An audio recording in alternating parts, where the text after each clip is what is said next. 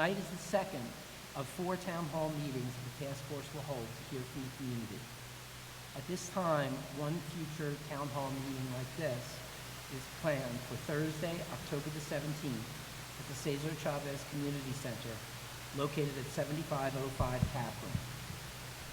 The town hall meetings will begin at 5:30 and are scheduled to end at 7:30. We are also planning to set up a virtual town hall via the internet. And as of now, there is a place for public comment on our website, and I'm going to talk about that in a minute. There's a flyer available at the sign-up table that has future meeting dates and times and other contact information for the task force. I would encourage you to take some flyers and post them or share them with your friends.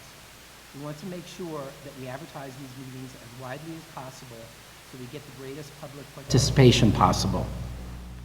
Also, information about the task force can be found on our webpage.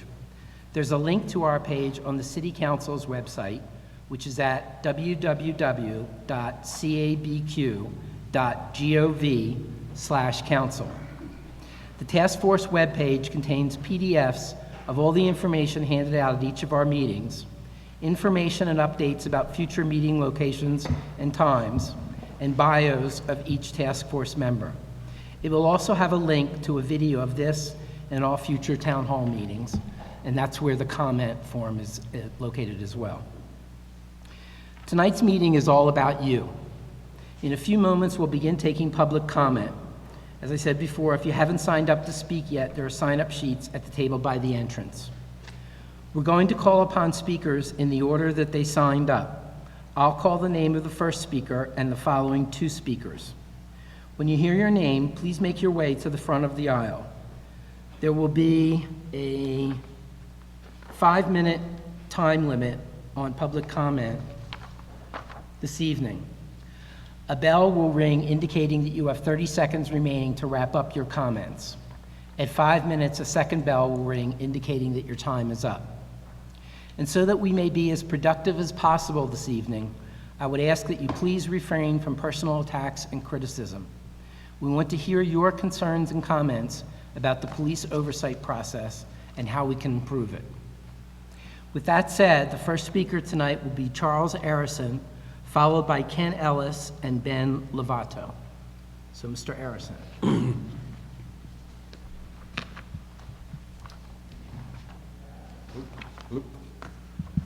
Check. I guess it's working. First, I'd like to thank the Vice President of the Albuquerque Police Officers Union for sharing his feelings with everyone at your last public meeting. It was unfortunate that he chose to allow his emotions to cloud the facts. May I remind Mr. Willoughby that he need look no further than his own union to see the corruption within the Albuquerque Police Department, and I'm referring to the former president of that union who is currently facing fraud charges. Perhaps you should also recall how his fellow officers, one of which just recently received an award from the City Council, made up laws out of whole cloth to arrest good Samaritans who were doing nothing more but trying to help the homeless of our community by giving them food. The city paid $85,000 in taxpayer dollars to avoid being further exposed in this situation in court.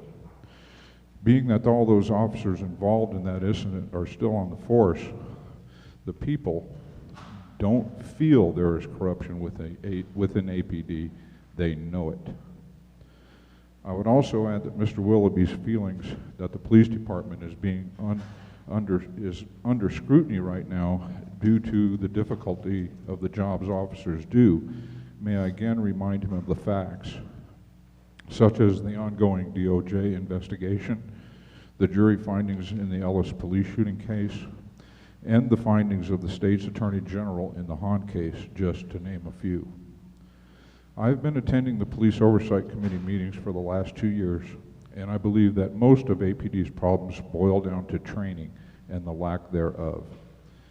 I would suggest, as one of this board's recommendations to the City Council, that the police officer training be brought under the review of civilian oversight, and if need be, that either a whole new set of standard operating procedures or a POC subcommittee be required in this area.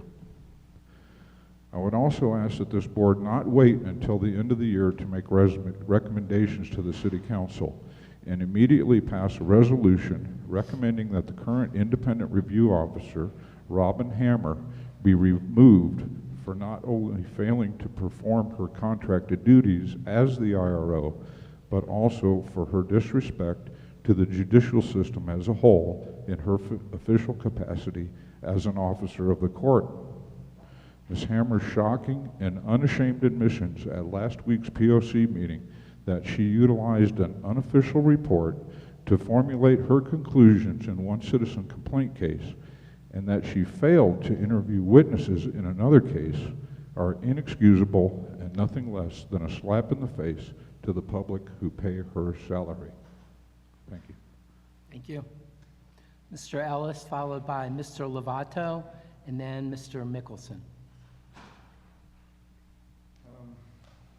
Yeah, the reason we're all here is because we have corruption within the police department, and that's why DOJ's here. What I have here is a petition to have the police department investigated, and there's a whole stack of them. As you can see, I've got literally thousands of signatures, and this is why we're here. I mean, it's not just a few. I'm talking thousands. So our community needs our police to be held accountable for their actions. Our police department has victimized this community. If you guys knew what I knew about the police department, you would literally have nightmares, as I do. I've literally talked to each and every one of these people that had signed this petition personally, and I've talked to thousands of people, and that's why DOJ's here. This is why we need our Police Oversight Commission to be revamped, and you guys are tasked with suggesting to the City Council on recommendations, and I hope you guys take that very seriously, because you have a unique opportunity here to set up a police oversight process that can be a model for the rest of the country. We have this problem all across the country. You guys have got, like I say, a real unique opportunity to make a real good, profound impact on how police departments police themselves. So I hope that you're all in this for the officers.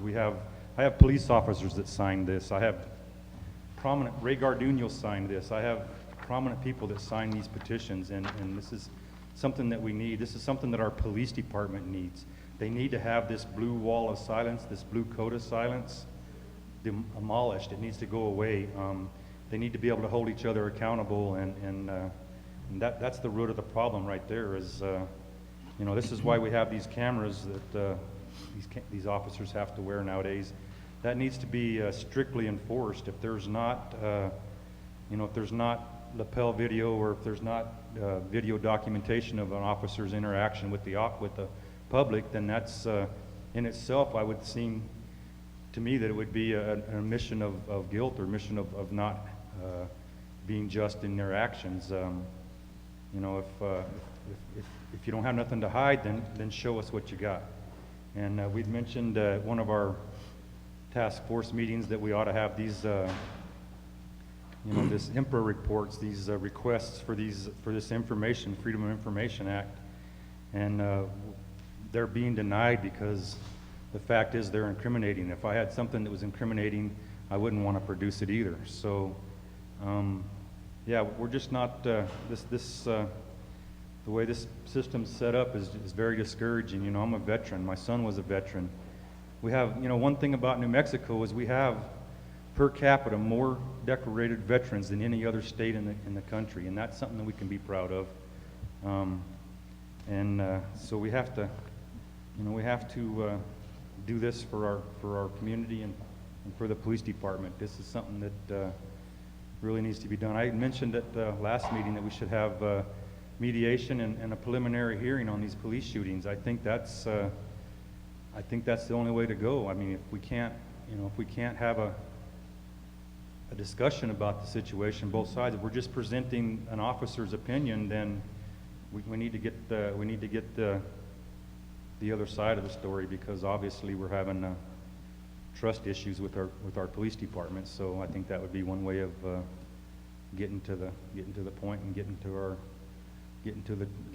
where we can trust our police department again. This city is terrified of the police department. I've heard so many horror stories about how people have been mistreated and their rights violated. It's just appalling to me.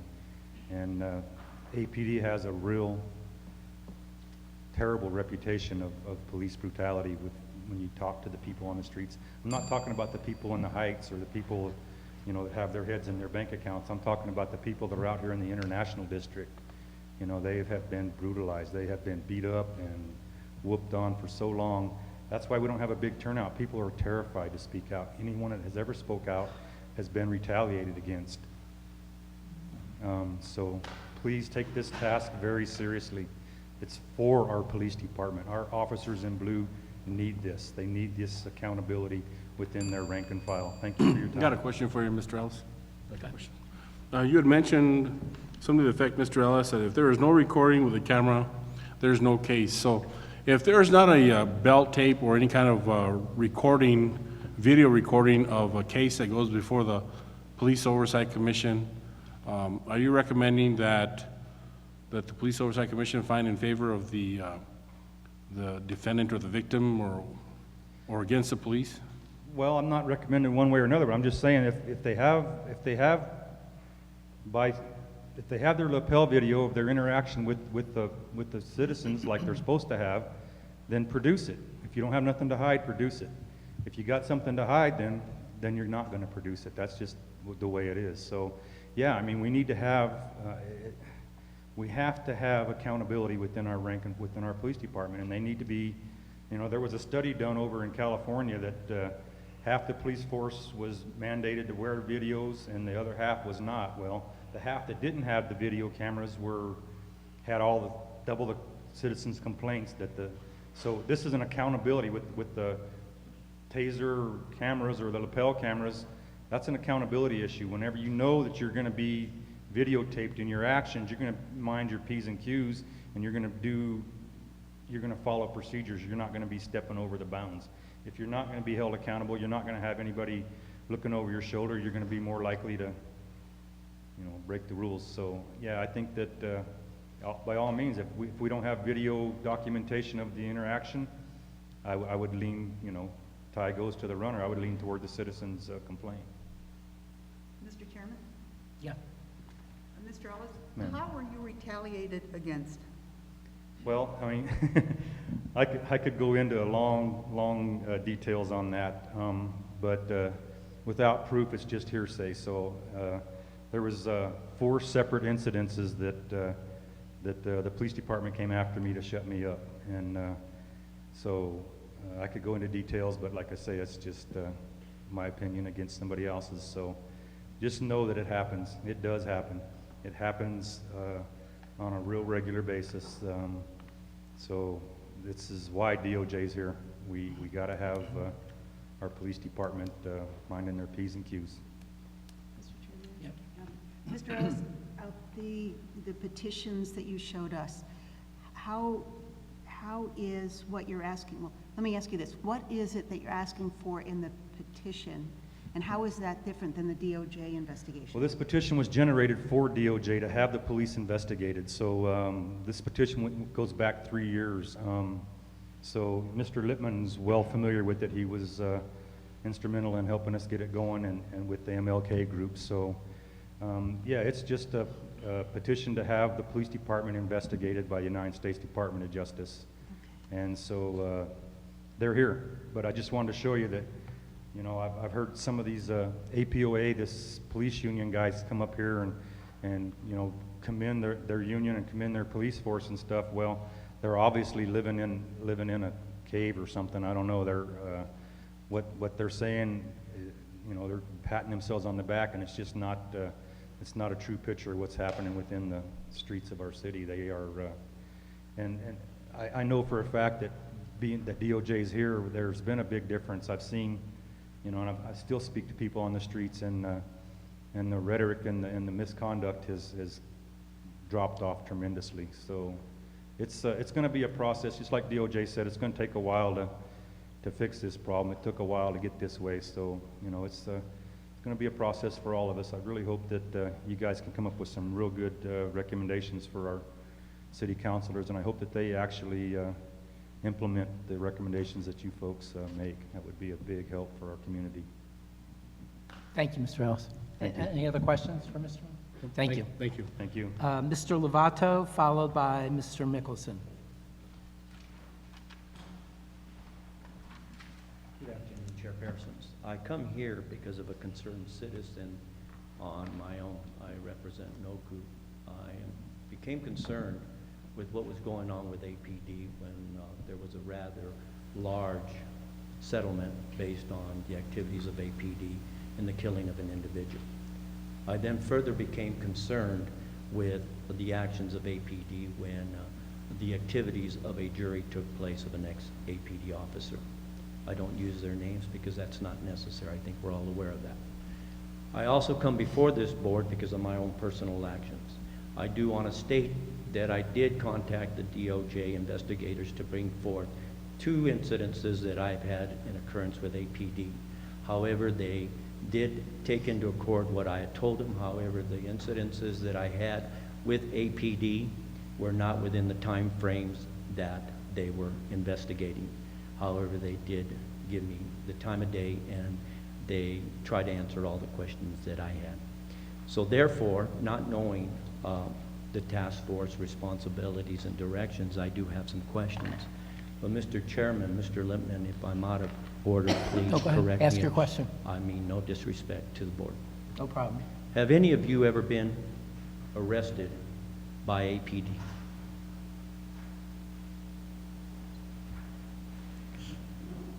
Thank you. Okay. So therefore, have any of you been involved as a witness in having an APD officer being taken to court? Yes, Mr. As far as Arias. a family member, yes. Yes. Okay, thank you. The reason why I ask these questions are because my questions are being brought about based on my own personal incidences. And in the fact of both those personal incidences, I hired an attorney and was successful in one, and I was not successful in the other. In one of those cases, I did take 2 police officers to court before a jury, and I did lose that case. However, I won quite a bit, because I want to ask a question is, for the everyday citizen, where is there a copy available for a citizen to sit down and review the APD procedures and policies that are presently available and in hand and enforced? And because of the fact that if you're going to continue to exist as a task force, that if I have any incidences with APD in the future, I would like to come before this board at hand, prepared, not based on emotionalism, but on fact. Second thing I ask is, who in the city could an Albuquerque citizen contact in the legal department that in review of those policies can get a legal interpretation? My experiences with APD, thank goodness, have been brought about by trial and error. But I think that becomes very expensive and it becomes very emotionally drained. So the other thing that I would like this task force to address is, how do we educate the Albuquerque citizenry of their rights when they have encountered a police officer? The gentleman that just previously spoke before I did brought up an incident about cameras and voice recordings. In one incident, I asked the police officer that I had encountered this particular situation with, did he have a mic? Police officer stated that he did have a mic. When I pursued to file the complaints within his department, what resulted was the mic didn't work. Now, I'm not saying that that officer lied to me, but it sure seems ironic that when you encounter a police officer and you address the necessities that he must have to defend the citizenry against outrageous claims, you would think that if his gun was in his holster, he would know that it had a bullet in it. That if he had a mic, he knew that it was operating. Any air pilot that gets into a plane must check every element of his plane before he takes off. Thank you. Thank you. That was Mr. Mickelson. Mr. Lovato, sorry, Mr. Mickelson, followed by Desi Brown, it looks like, and Silviana Diaz DeVille. Thank you, Mr. Chairman. I came here more willing to listen than to speak, but speak I must. As previously mentioned, I come from a military background. In my 33 years in service, I sat on courts martial. I was a defense counsel. I was a prosecutor. I've been an inspector general. So I've kind of seen the spectrum of enforcing rules, knowing what the rules are. I think at the crux of this, that's probably the foundation that I would recommend. Let's find out what those rules are, what the SOPs are, make them as transparent and well-known to everyone, public, police, prosecutors, defense attorneys, whoever. Make them completely open and transparent. I think that's where a lot of these things have erupted. Now, there's a lot of professional people out there investigating the police department right now. I wouldn't hope to intrude upon their expertise by any sense. There's a case where you have good cops, there's a case where you don't have good cops. So I don't want to differentiate that way. What I want to encourage is adherence to the rule of law, administration of justice, fairness, unbiased balance.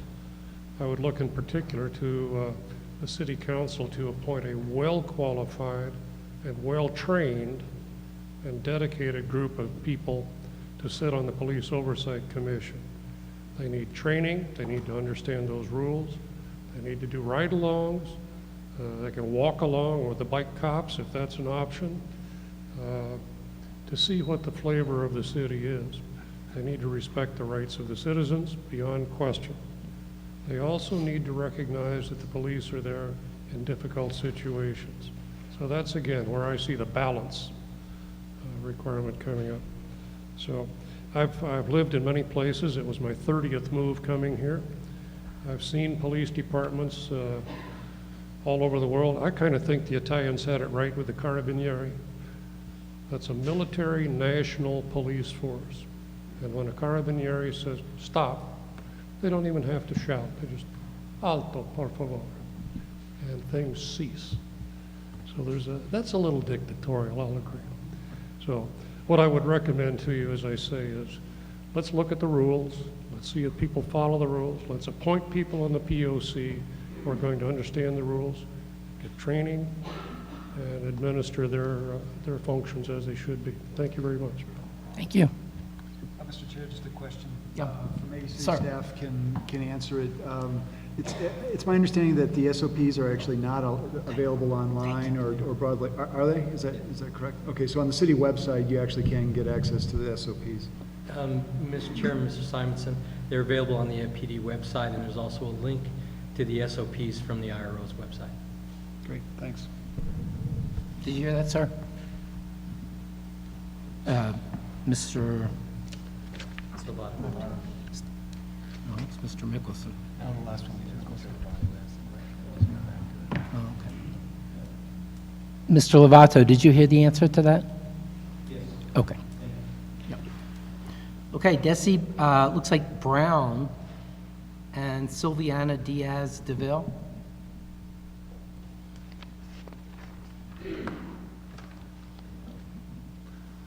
Hello, my name is Desi Brown. I'm a part-time instructor and grad student at the University of New Mexico in the Peace Studies program.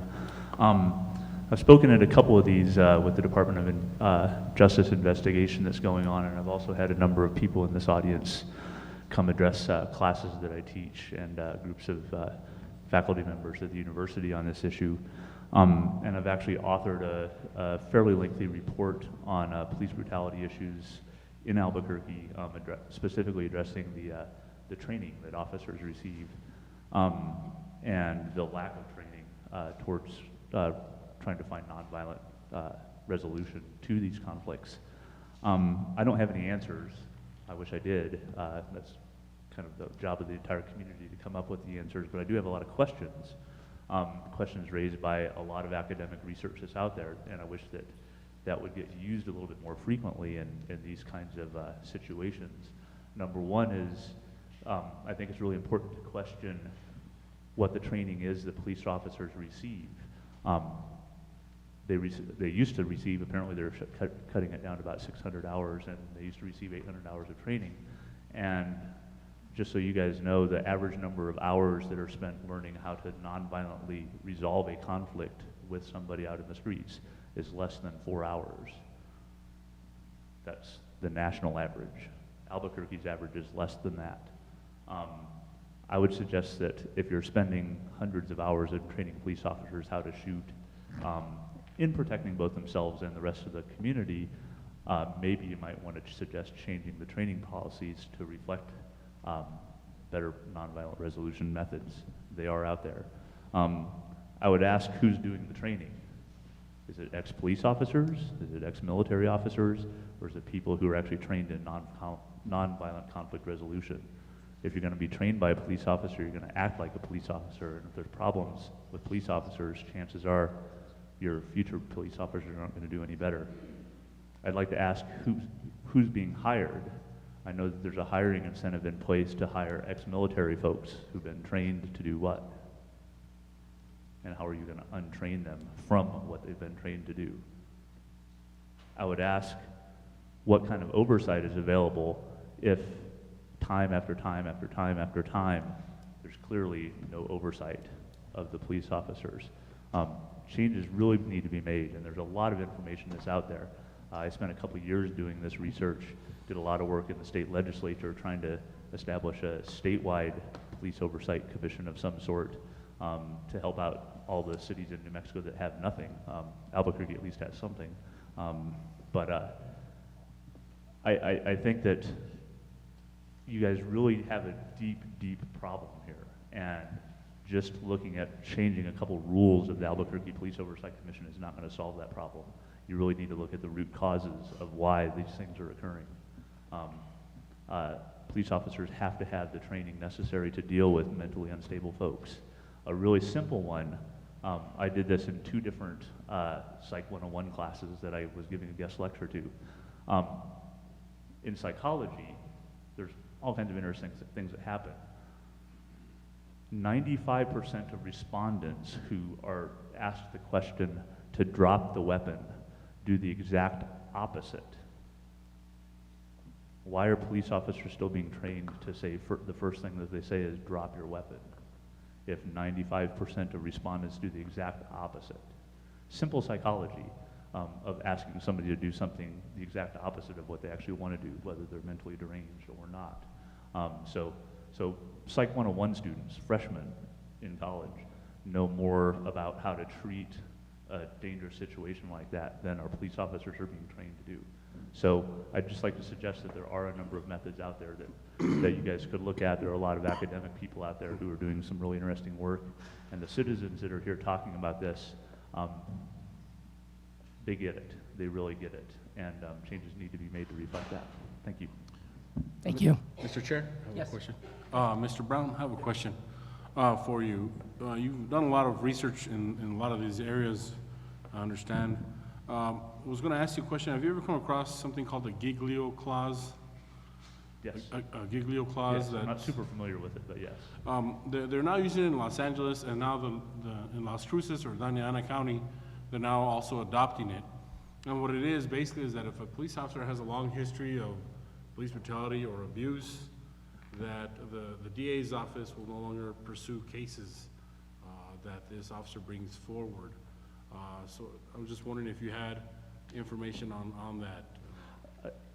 Not much more than what you do. I mean, I've read about it. I think it's a good step, but it's a step that's on the other end of the spectrum of what I'm talking about. You've already got a police officer who's lost it and probably shouldn't be a police officer anymore. Maybe not even assigned to desk duty because their influence is still there with their fellow police officers. I'm talking about before they become police officers. So yes, I'm aware of it. I think retroactive solutions are not solutions. They might help a little bit, they might help the public feel a little bit better, but you're not really solving the problem. Any other questions? Thank you.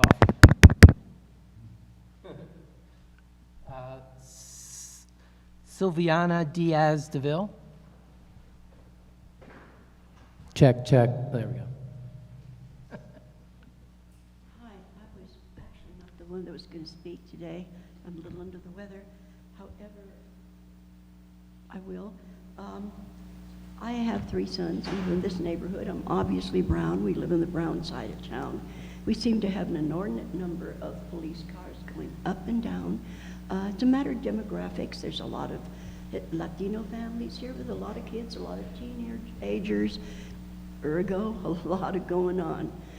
Not necessarily criminal, but certainly rowdy at times. Additionally, the helicopters are a real pain. And I have some friends that said they moved to the Northeast Heights, you know, because the helicopters are driving them crazy. My main concern when my children were teenagers was not the street gangs, it was the gangs of blue, because I worked downtown and I was pretty much aware of the fact that, in fact, my mother was a department head for 2 counties, dealing with policemen and the consequences thereof.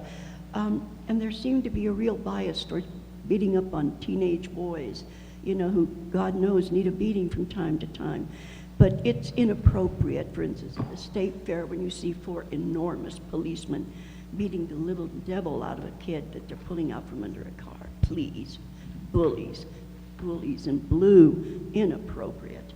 I'm very concerned about this new move again to hire veterans. I have nothing but regard for veterans and sympathy for their situation.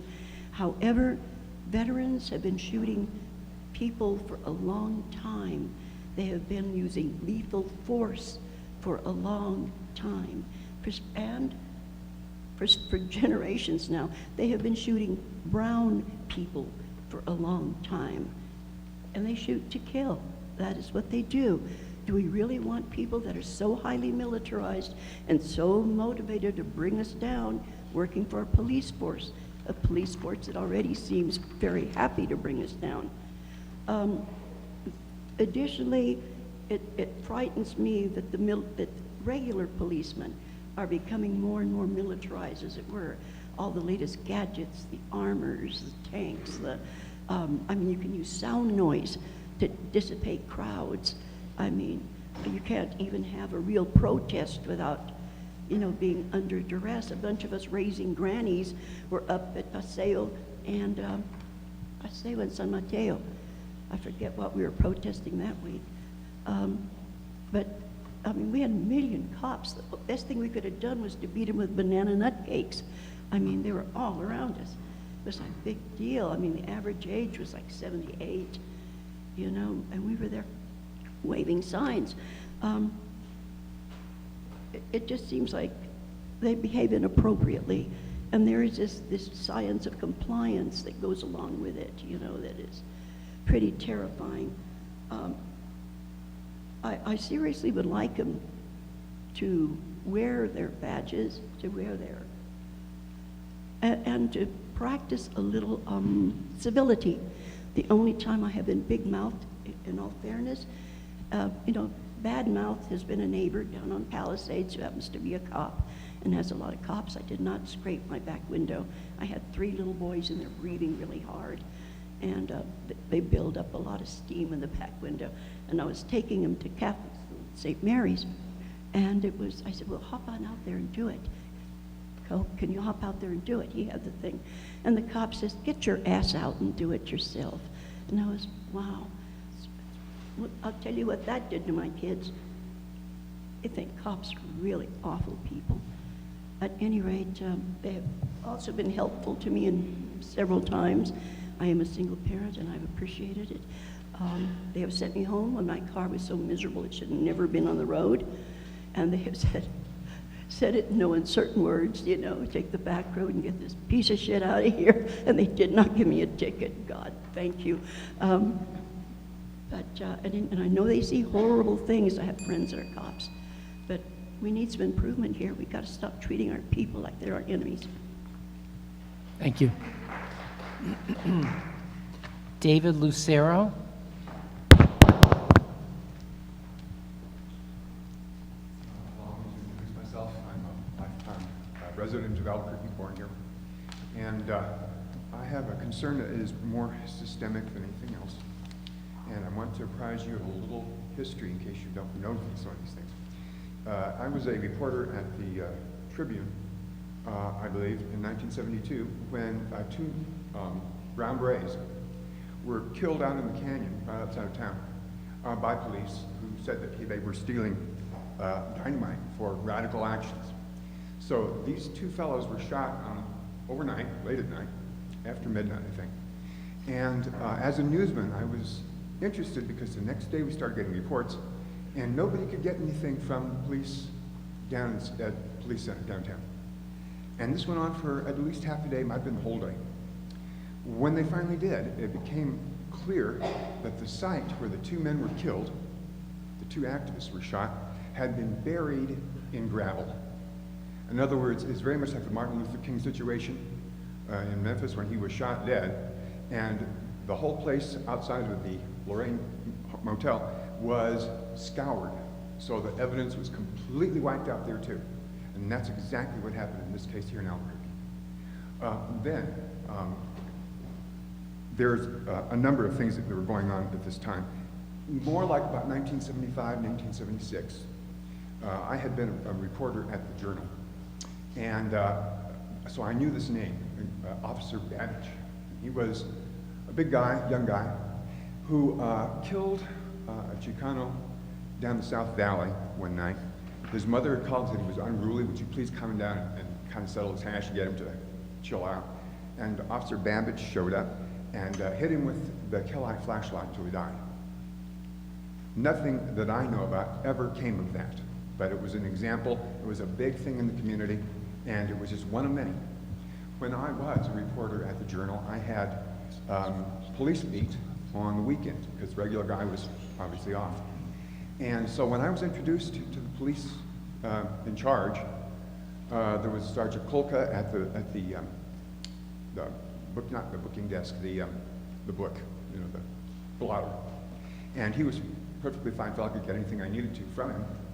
But what I noticed was that when I went down on like a Saturday or a Sunday to do the job, and I went down to the booking desk, which is downstairs, there's a sliding glass door, there still is, there's a driveway down there. And they would bring people in, and on more than one occasion, I was down there, and they were bringing people in and slinging them into the jail, into that holding area down there. And they were getting ready to work people over one time when cops looked over at me and started doing this, pointing toward me, to the people who were down, slinging the people around. Now, invariably, 2 or 3 times this happened in my site over, I'd say, half a year. They were always people who were minority people. And probably they could just as easily have been Anglo-Saxon Protestants if they were young or if they were in any way not properly dressed, unsubstantial looking, just ordinary street people looking. That's what I saw. Of course, there was nothing I could do about that. But one evening, Saturday night, I believe, in 1973, and I think it was in about July or August, a very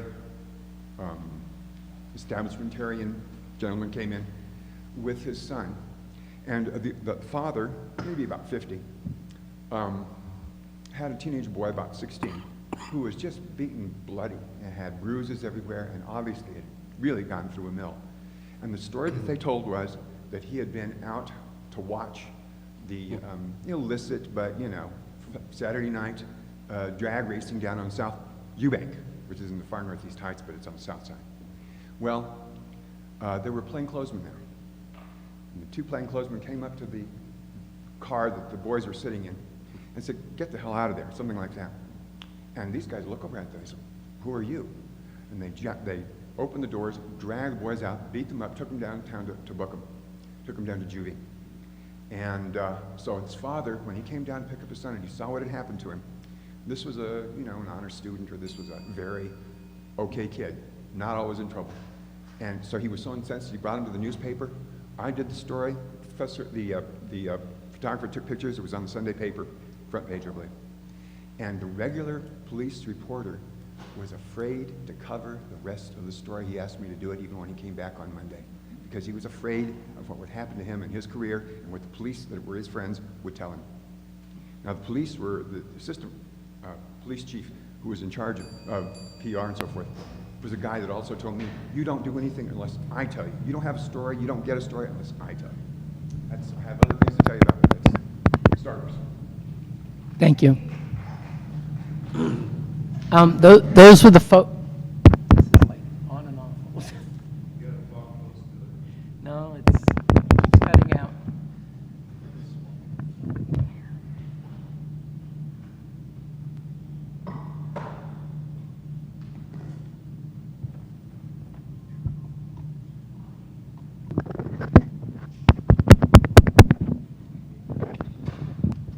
Well, while he's Mr. Chair, fooling around Mr. Chair, I with have the a question. microphone, 1 second. I just want to say, if anyone else would like to speak, that was the end of my list. So if anyone else would like to speak, I'll be happy to call on you. Just raise your hand or approach the podium. Yes, I have a Mr. question for Ariano. Mr. Lucero. Do you want to go to the mic? Just based on your experiences, Mr. Lucero, how do you feel about requiring cameras and on police officers and requiring that they bring them forward for every case that they want to prove? Just based on your lifelong experience with police officers, do you believe that if a case comes forward without a camera, that the charges against the victim should be dropped? Do you mandate cameras on these cases? Would you? Well, this is the only situation that I can think of in which I am for them. In terms of governmental oversight or intrusion in private lives, very wrong. But in this case, it could save lives. It's extremely important to get rid of the he said, she said aspect of policing. If you have a record like that, you really have a concrete record, unless somebody goes out of the way to sabotage it. And we've seen in different parts of the country that has happened. But in the case of a situation like Van Buren Robinson, a black man who was arrested in Albuquerque for killing an off-duty policeman named Phil Chacon. This is back on September 10th of about 1980, I believe that's right. Phil Chacon was a very popular guy. He was at the battered women's shelter. He got on his cycle because a little boy came in and said, "There's a robbery going on across the street at the Kinney Shoe Store." He went over there. He got shot to death. And after that, Albuquerque Police Department went out, and you could see them for a week pulling over black people, males and females, 6 foot tall, 4 foot tall. It didn't matter. If you're black, you're going to be patted down. You're going to be thrown on the ground. You're going to have a gun put to your head. These things, I saw them. I saw some of this. I had reports of it. Van Buren Robinson was arrested. He didn't look at all like the man that committed the robbery and the murder. But it's a long, complicated story. But the upshot is he was convicted of murder. Then a retrial exonerated him. And then he brought suit against APD for having suborned perjury. They got somebody to say that he was the instigator of a robbery so that they could then put so much dirt on him that Van Buren Robinson was never going to get out from under. But he did. Now, this is a man who later on had more police incidents, more police history, went to penitentiary and so forth. But it was a very interesting story. I was considering writing a book about it. It got way out of hand to the point that the lawyers who were trying to protect Van Buren Robinson had police pull up in their private driveways at their houses at night and be watching their houses. So I guarantee you those people had a real idea about whether there should be cameras or microphones or any of that kind of corroborative evidence. I'm sure they'd be for it, so am I. What's his name, Robinson? Van Buren Robinson. Van Buren Robinson. Yes. Thank you. You're welcome. Thank you. Please, approach the podium.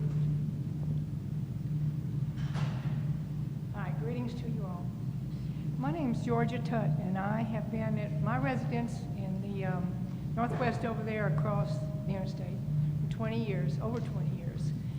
And there's a neighborhood situation there that has gone on for 20 years, and it's not a pretty story, and I won't get into it. It's a very emotional story for me. The police have turned a blind eye to all the negatives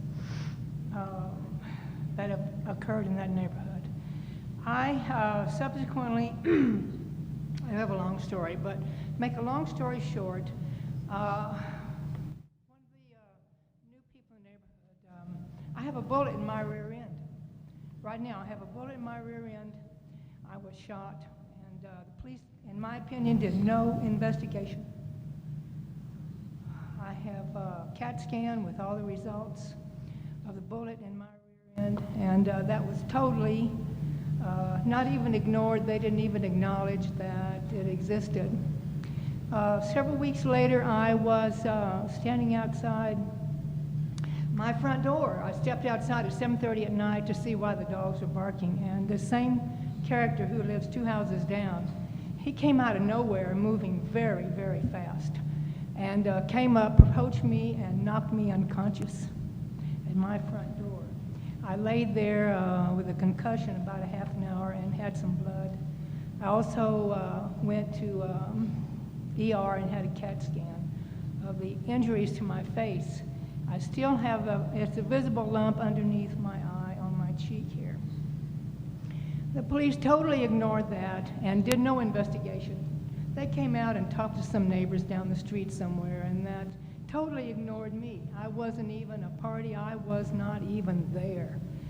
Subsequently, after I left and went to the ER, someone, I think it was APD and or some of the neighbors, came up and moved a piece of furniture over the blood that was outside my front door. And so in their report, they said there's no blood there, but it was there. Somebody tampered with the evidence and covered up that crime of a vicious assault on me, and in my opinion, there's no investigation of that. So my real comment is why I'm standing here is for someone to give some criteria for what the heck is an investigation anyway. I mean, do they just come out and shoot the bull with some neighbors down the street, and that comprises an investigation? I mean, there's got to be some real criteria. I mean, they didn't talk to me at all. They didn't even know I was there. And it was dark. They were 100 feet away talking out in the street, and totally ignored me. I had zero conversation with any APD there. Zero. And it's a pitiful story, a real pitiful story. But that's just the tip of the iceberg. There's more here to my story. But my comment is investigations need to be delineated and give some real criteria for that. So. Thank you so much. Thank you, ma'am, for sharing your story. Appreciate it. Yes. I have a question. How long ago did this happen?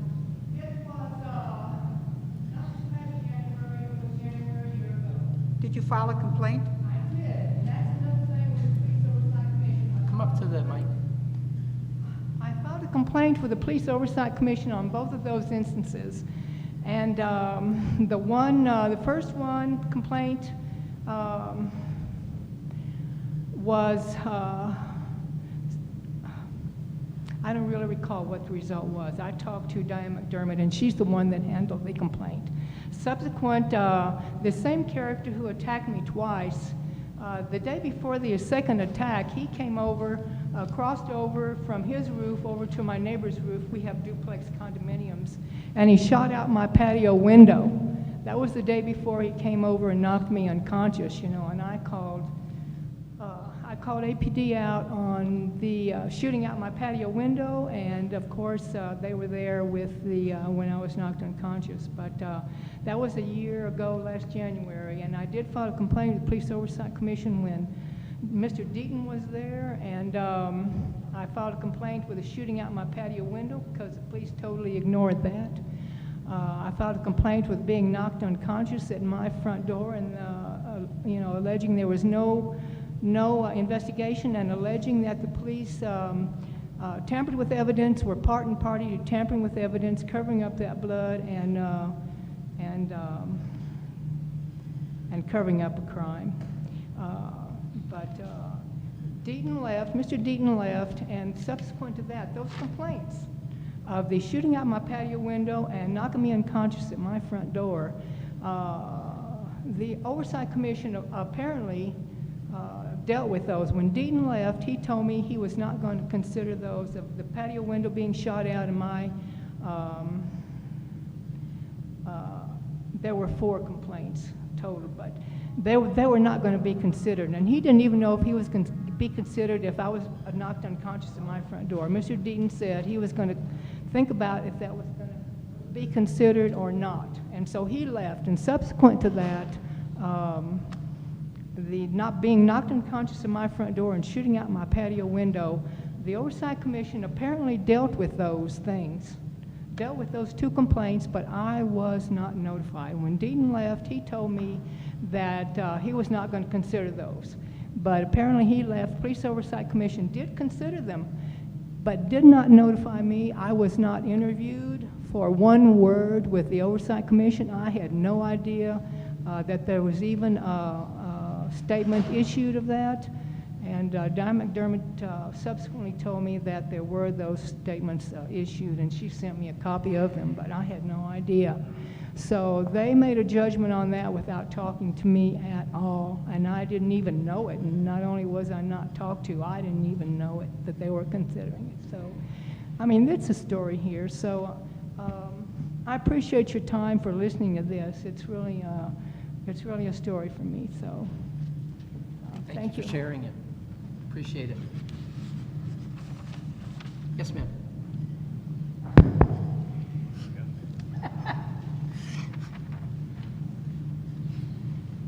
My name is Rebecca Graham. I had not come here intending to speak. I am originally from Southern California. I've lived here in Albuquerque for about 13 years. I myself have never had an issue with APD. Can you step a little closer to the mic? I myself have never had any kind of negative issue with APD. Any interactions I've had, the officers have always been what I was taught as a child police officers should be. So I know there are good officers on our police force. I have, however, through various organizations that I belong to and people I see on a regular basis, have heard horror stories to the exact opposite.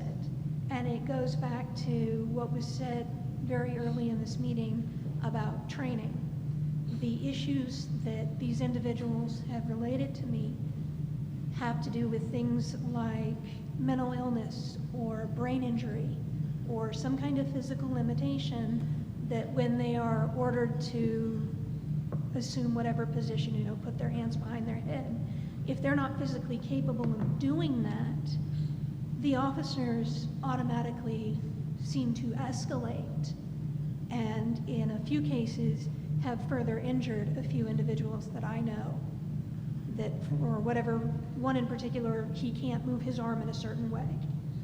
And when he was told to put his hands behind his head, he couldn't do it, tried to explain that, had his arm wrenched behind his head and had his shoulder dislocated.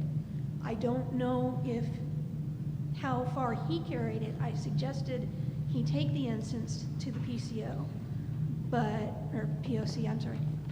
I don't know what he ended up doing. It's just the dichotomy for me of my positive experiences versus these horror stories, and they all seem to fall in that line of the officers don't know what to do with someone who doesn't follow the standard behaviors, be it because of a mental illness or a physical disability, and and I suppose it's human nature, it could be, to react too forcefully. It may be that that there is that incentive that I personally was unaware of to hire former military, but to me it does come down to we need more training as to not everybody is going to be able to respond exactly as stated. Okay. Thank you. Would anyone else like to speak? Yes, sir. Mr. Chairman, just one question. I was reviewing my notes, and I only have one question, and maybe somebody can guide me on this. How does a citizen make a citizen's arrest on a police officer? I don't know the answer to that. I'm sorry. And is I it- know we have the Police Oversight Commission process where you can make a complaint, but I don't know how you, I'm sorry, I just don't know the answer. And is there such a thing? I don't know. I can't imagine that there's such a thing. I think you'd be taking your life in your own hands if you tried that. Yeah, that's what I would say too. Well, I maybe- wouldn't advise doing that. Maybe it's something that the task force should look at adapting and institute a procedure for a citizen arrest against a police officer. Well, we're open to look at everything, and that's why we've asked the public to come out and help guide us. Thank you. So appreciate that. Mr. Chairman, point of information, just I'm not aware of a citizen's right to make an arrest of anyone, let alone a police officer. Right. That's what I would think too. I mean, otherwise you have a lawless society. Anybody can do what they want and say they're doing, acting as a police officer. The power to Yes. arrest I is have a question for statutory. Mr. Olato. I don't know if I misunderstood you, but did you say you tried to file a complaint and you hadn't met the deadline for filing? No, I filed complaints, they were followed through. Okay. But it's all trial and error.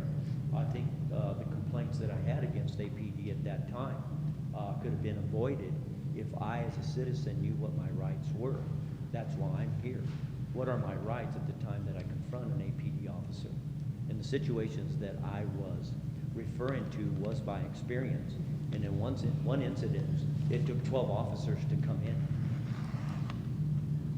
which seemed very, very extreme. However, I was not arrested in that particular situation, but there was 12 officers tied up for 1 hour on a traffic citation. I think that's outlandish, but I did have a witness. So if they stand on their authority, that's fine. But we also have to stand on our principles and our rights. Okay? And I'm not speaking out of antagonism or revenge. I'm speaking from experiences that go back to 1968 and my encounters with APD when I was protesting the Vietnam War in Albuquerque. So these incidents go back to 1968.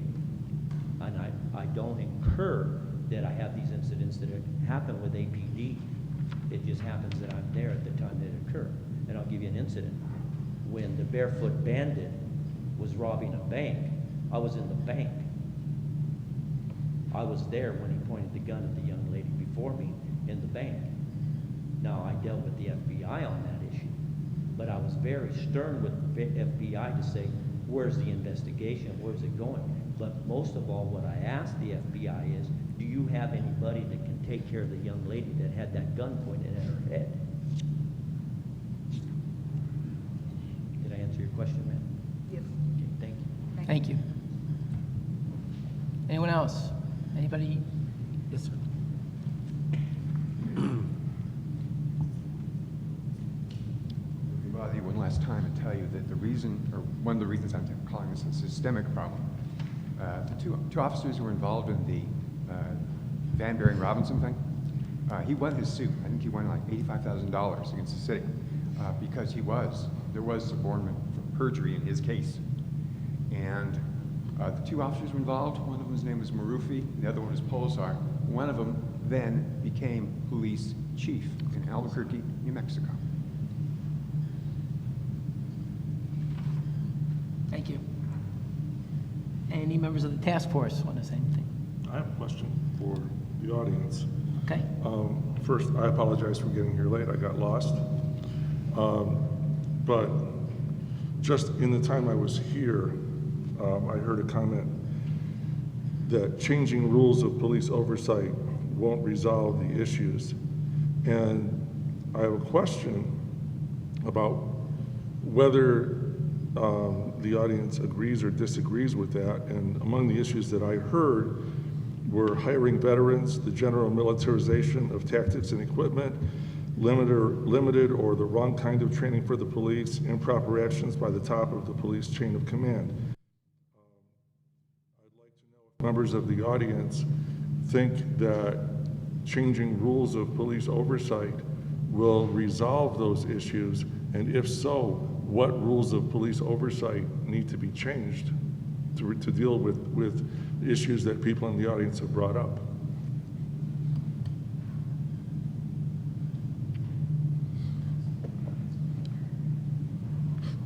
I'll answer that question. It's pretty simple. We need to have police accountability for their actions.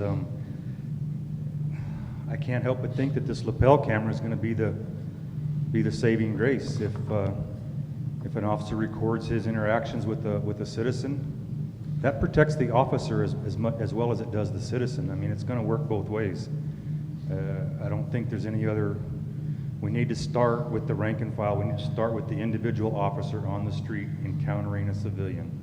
It has to start there. And if we don't have mandatory video coverage of documentation of what's going on, then it's up in the air. It's he said, she said. So I think the main thing we need to do is make sure that we have video documentation of what's going on. If they don't videotape, then they're obviously have something to hide. I think that would be the start, and I think if we did that, I think all of our citizens' complaints would drop off. I think the lawsuits would drop off. I think that would be what we need to do. Thank you.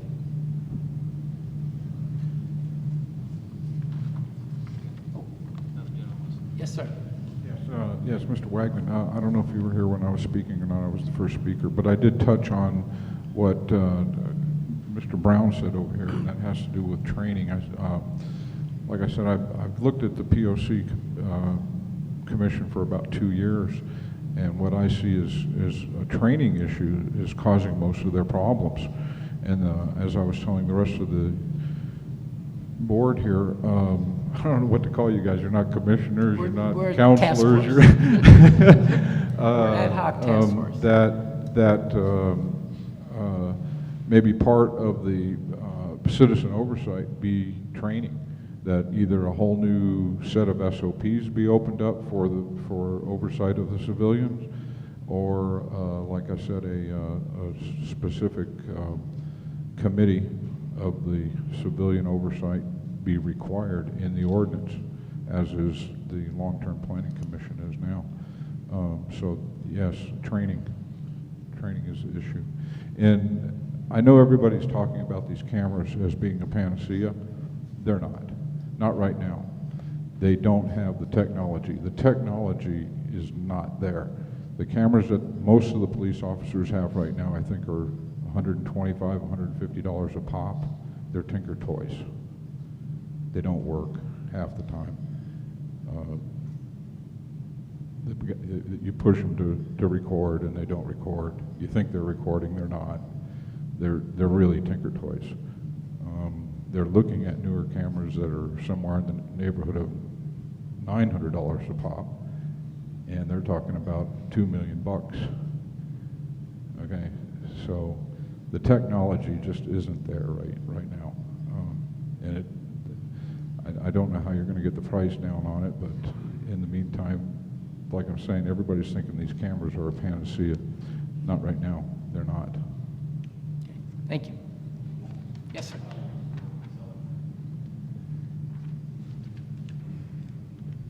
My name is Jim Ogle.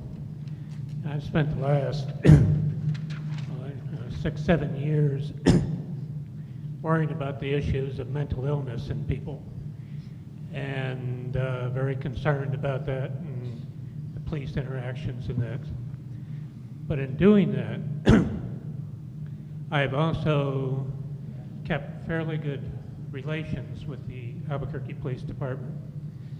And I think I can tell you that in the field of mental illness,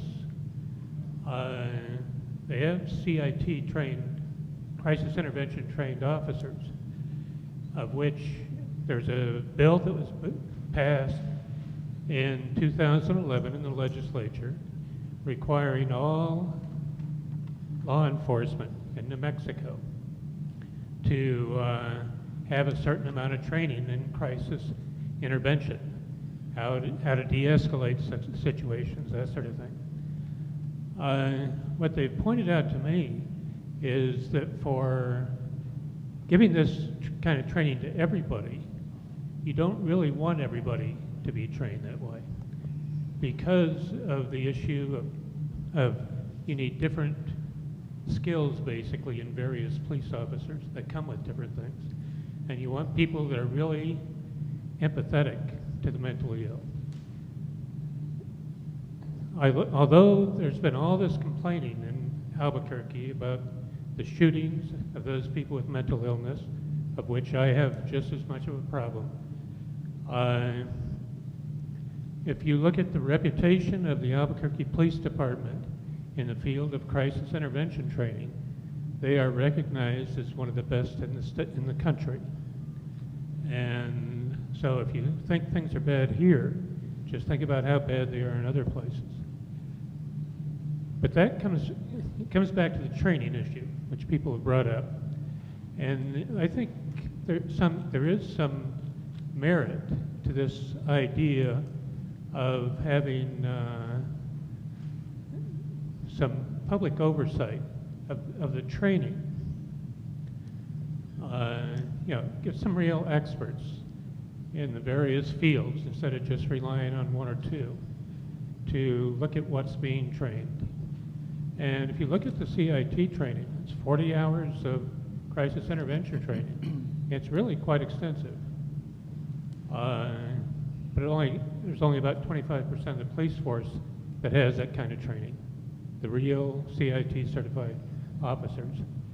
And you want to get those people if you've got a mental illness, because if you get some of the others, it can go the wrong direction. So I think there's merit to thinking about a public input. Just a few people, so it's not too bureaucratic and all that sort of thing. Looked at closely. Thank you. Thank you very much. Mr. Chair, if I may. Excuse me. Jim, I actually wanted to follow up on that. Two things. The CIT training is something that you would not recommend that all officers have? I think, well, all officers should have training in the various issues, what mental illness is, traumatic brain injury, what sort of things to expect, all of that. And that's part of what's in the law right now. When a cadet gets 40 hours of that in training. What I'm saying is to become what's called a certified CIT officer, that's the one that I think I probably agree with the police. You don't want to really be forcing people into that extra 40 hours worth of training. Just because of some of the police, you can say, if everybody's going to do that, you only want certain kind of people in the police department. And I think you limit yourself on what some of the things are that the police can do then. I think you want experts in different fields. A person that's an expert in explosives may not be an expert in personal relations or be very good at that. So I think that's what I'm saying. You certainly want to encourage people to go into being CIT certified. Those police officers, that's a voluntary thing right now. They volunteer for that extra 40 hours of training. And the other question, the follow-up is, when you talk about public oversight of the training, do you mean that people outside of the police department would be doing the training? Or I wasn't quite sure what you meant. No, I think what I was thinking, I'm not sure what other people, what I'm thinking, I think, is that between the police department, the oversight committee, and that they form maybe a committee of 3 or 4 people who understand what needs to get done in police work, understand the psychology, psychiatry of things, and just look at what the training is and, you know, say this really is something, or these sort of things are missing. And if the public comes and says certain things are missing, and we're having certain problems, they would go to that committee and get feedback, and that committee would be the one that would talk to the police about modifying the training. And so it'd be a long-term thing. Okay, thank you. Okay? Okay, thank you. Okay, Mr. Allison. Police task force on this training. One of the first things my family did, my daughter in particular, who's a nurse at the VA, right after they killed her brother, my son, we went to legislation up in Santa Fe and we introduced House Bill 93 in 2010, which made it mandatory for crisis intervention training for all police officers and a refresher course every 2 years. So there is mandatory crisis intervention training in place right now as we speak. And as far as the video cameras, we got to have some kind of recording. If our video cameras aren't up to snuff, then we need to do at least minimum audio of interactions with the citizens. So thank you very much. Thank you. Yes, ma'am.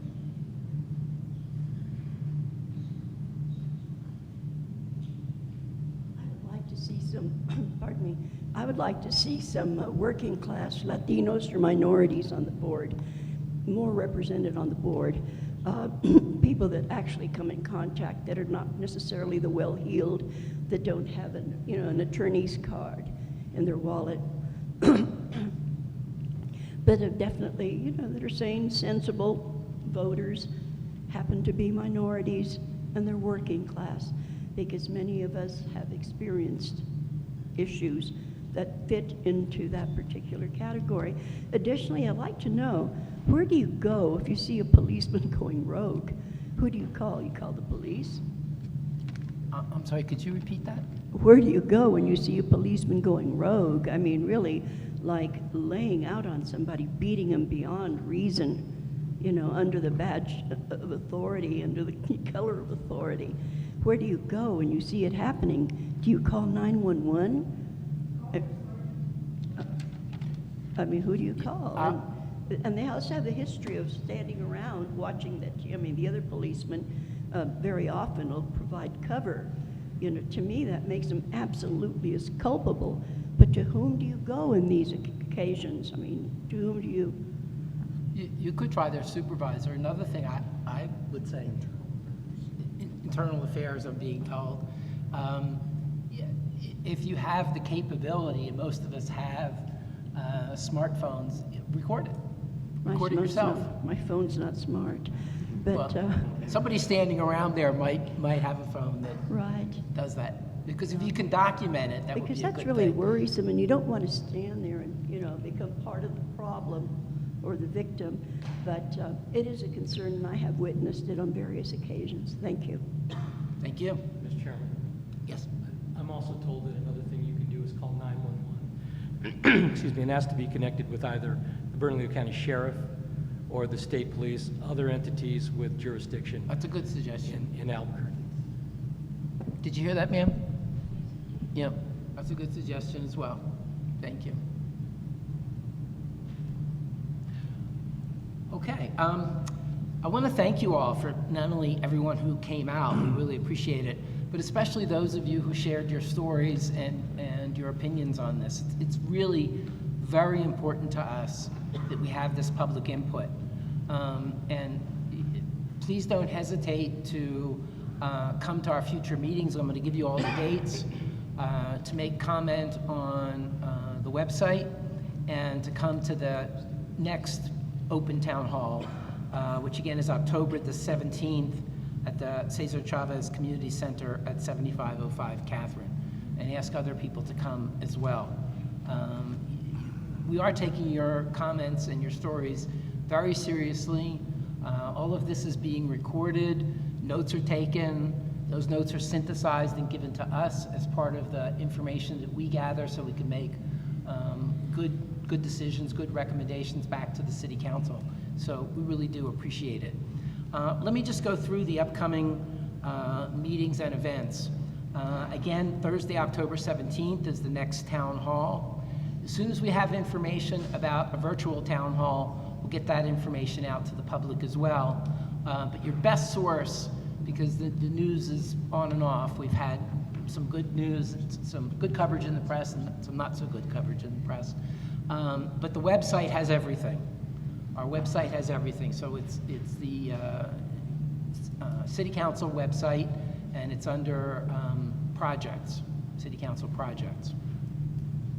The task force meetings, we have 3 upcoming task force meetings. Those are public meetings as well. We take public comment at those meetings. You're welcome to come to any or all of them.